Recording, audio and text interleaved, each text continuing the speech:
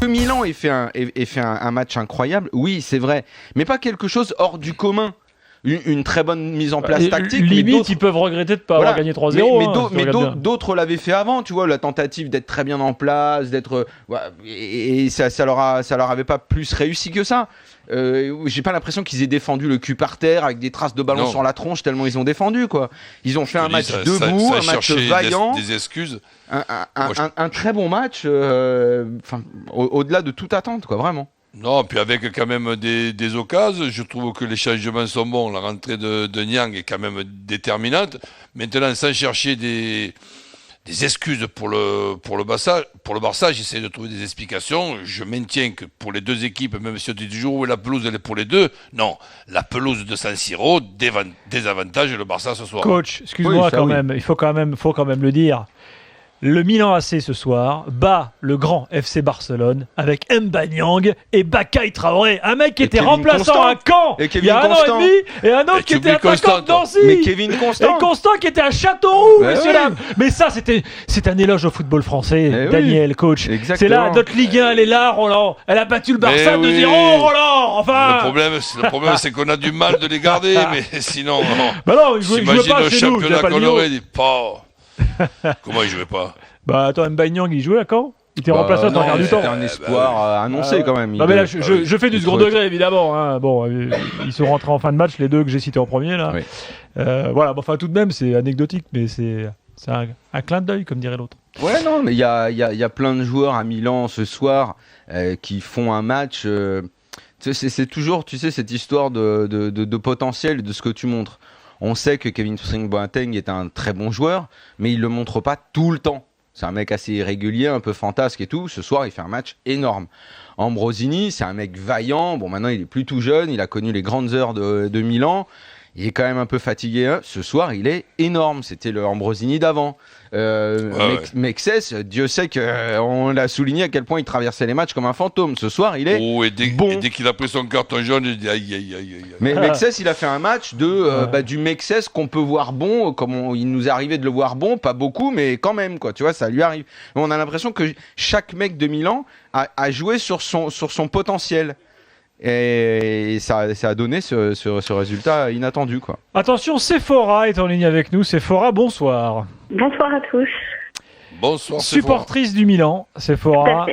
J'imagine que tu as passé une soirée superbe. Est-ce que tu es d'accord avec ce que tu as entendu déjà pour l'instant? Dans l'after, Sephora, on avait fait la blague du parfum. Oui, tout à fait. Comme si on ne le faisait pas 15 fois par jour. Je chéris cette blague depuis ce moment-là en me disant Daniel Riolo m'a fait une blague pourrie. C'est moi qui ai initié ça. Si c'est moi qui l'ai initié. Si personne n'y avait pensé avant, change d'amis quand même. Hein. Non, ça va. J'ai d'autres amis qui m'appellent Mariono, c'est beaucoup plus drôle. Ah oui, d'accord. Non, mais donc pour reparler du Milan, en fait, change d'amis, Sephora. J'y penserai. Donc pour reparler de ce qui nous intéresse ce soir, qui m'intéresse, le match de Milan contre Barcelone. En fait, je m'attendais, mais pas du tout à un match aussi énorme. Enfin, je les ai trouvés vraiment très très disciplinés dans le positionnement, dans la tactique, le fait de défendre vraiment très très haut, d'aller au pressing. Disons que sur le début du match, moi je suis arrivée à la 20e minute, j'ai vu que c'était bien en place, etc., que ça a tenu jusqu'à 45e minute, mais bon, je me disais, ça va finir par craquer, quoi, c'est pas possible, j'ai déjà vu le Milan contre le Barcelone, c'était bien au début, puis après ça craque, ça prend l'eau, et voilà, et Barcelone enclenche la machine, et les buts derrière, etc. Mais en fait, ce que j'ai... En dehors de la rigueur et vraiment du bon match des Milanais, j'ai trouvé que peut-être le Barça a peut-être un peu trop attendu. C'est-à-dire qu'ils ont commencé leur première mi-temps en disant on va pas trop forcer.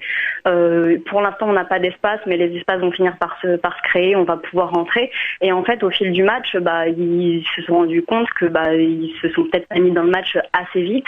Et en prenant ces deux buts, ils se sont dit il serait peut-être temps de se réveiller, sauf qu'il était un petit peu tard, quoi. Même pour le Barça. Enfin, c'est ma vision du match de ce soir.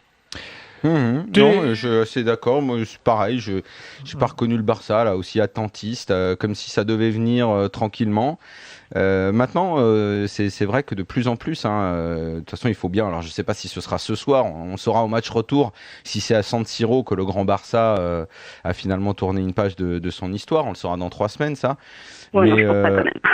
c'est possible parce que 2-0, c'est le score parfait. Enfin, on disait ça à une époque que c'était le score parfait en Coupe d'Europe. Donc, si Milan tient, bah, on pourra dire que c'est un Barça sorti en 8e de finale. Oui, ce sera quand même une page qui se tournera à ce moment-là, quand même.